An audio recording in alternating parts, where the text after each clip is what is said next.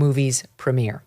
Now Brian Friedman has filed on behalf of Justin a lawsuit directly against Blake, Ryan Reynolds, and Leslie Sloan, their PR hack.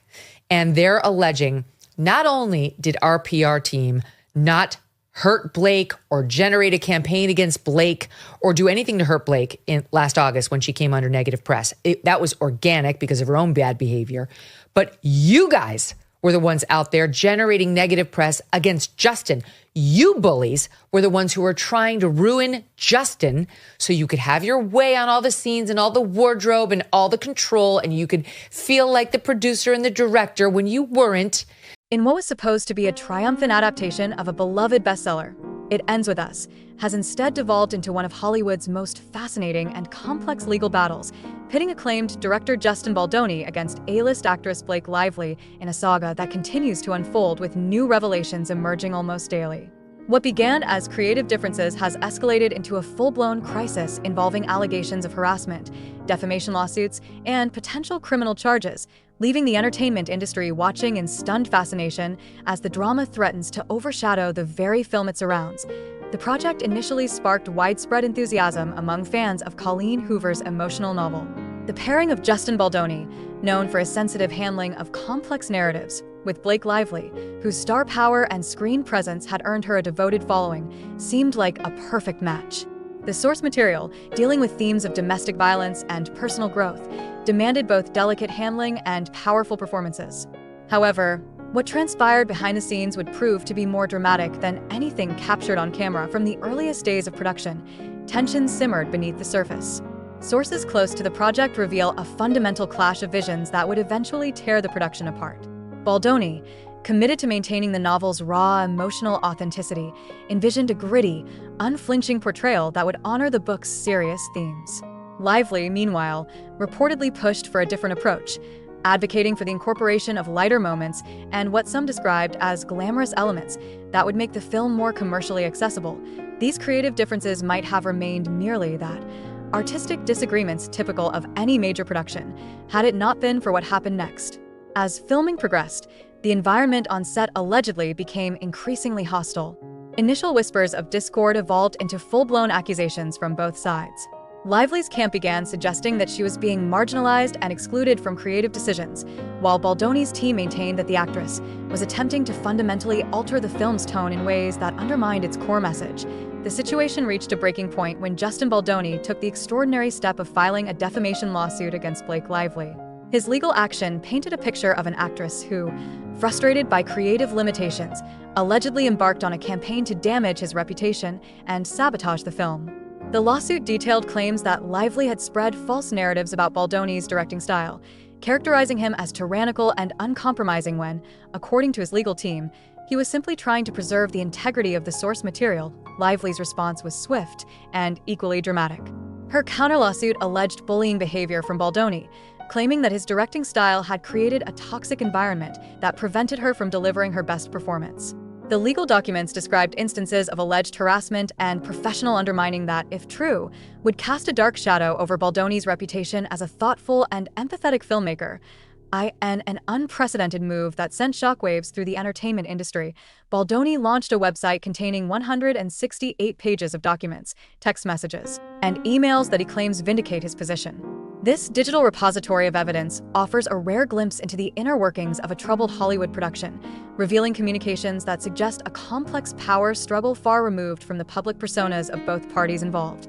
The website's contents paint a particularly intriguing picture of the behind-the-scenes dynamics. Text messages allegedly show Lively comparing herself to the Mother of Dragons from Game of Thrones, with references to her dragons, apparently meaning her husband Ryan Reynolds and friend Taylor Swift, as powerful allies who could be mobilized in her favor. These messages, if authentic, suggest a level of calculation that seems at odds with the public narrative of victimization that had initially garnered sympathy for Lively. The involvement of Ryan Reynolds adds another layer of intrigue to the unfolding drama. While not officially named in any legal proceedings, Reynolds' presence looms large over the controversy. Sources claim that a particularly tense meeting at the Reynolds-Lively penthouse in Manhattan left such an impression on a Sony representative that they described the atmosphere as nasty. Reynolds' influence allegedly extended to creative decisions, with suggestions that he had input on attempts to lighten the film's tone with comedic elements, a creative direction that Baldoni strongly opposed. The film's release should have been a moment of triumph, a chance for audiences to judge the final product on its own merits. Instead, it became yet another battlefield in the ongoing war between its director and star. Critics and audiences alike panned the movie, pointing to an inconsistent tone that seemed to reflect the behind-the-scenes chaos. The film's failure at the box office only intensified the acrimony between the opposing camps, with each side blaming the other for its poor reception. In a particularly dramatic turn of events, attempts to secure a gag order to prevent further public mudslinging were denied by the court.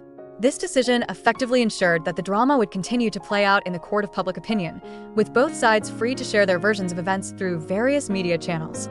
The absence of legal restrictions on public statements has led to an almost daily barrage of new allegations and counter-allegations, each more sensational than the last. The New York Times' involvement added another controversial dimension to the saga. The prestigious publication's feature piece on the controversy seemed to favor Lively's perspective, portraying Baldoni in what his supporters claim was an unfairly negative light. The article sparked intense debate about journalistic objectivity and the power of media narratives in shaping public perception of celebrity conflicts. Baldoni's team suggested that the piece resulted from private communications with Lively's camp, implying potential manipulation of the media narrative. Perhaps the most shocking development in this ongoing saga is the emergence of rumors suggesting potential criminal implications for Lively.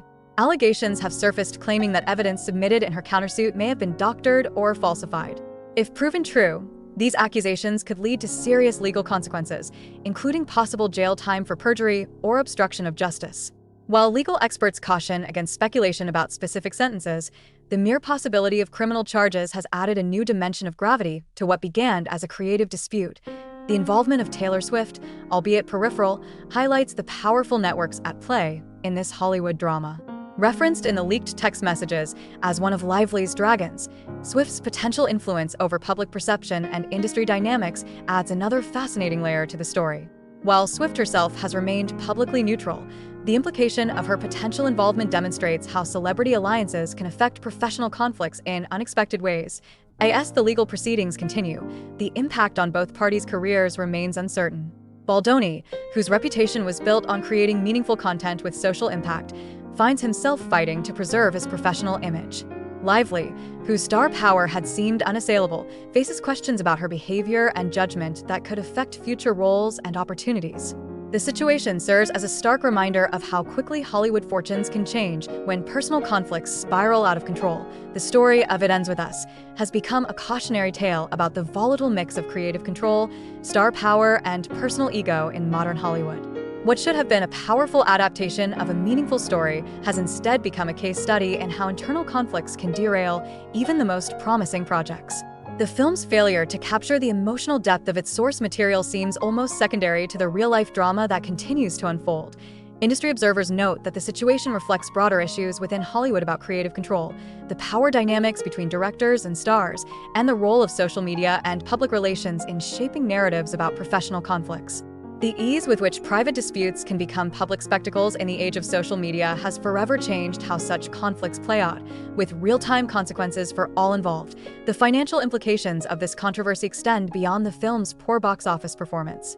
Legal fees, potential damages, and the impact on future projects create a complex web of financial consequences that could affect multiple parties. The involvement of major studios and production companies adds another layer of complexity to the situation, as corporate interests attempt to navigate the fallout from this very public dispute. The response from fans of the original novel has been particularly poignant. Many expressed disappointment that the important messages about domestic violence and personal growth have been overshadowed by Hollywood drama. The film's failure to properly convey these themes, combined with the real-world conflict surrounding its production, has left many wondering if justice can ever be done to such sensitive source material in the current entertainment climate. As this story continues to develop, new questions emerge almost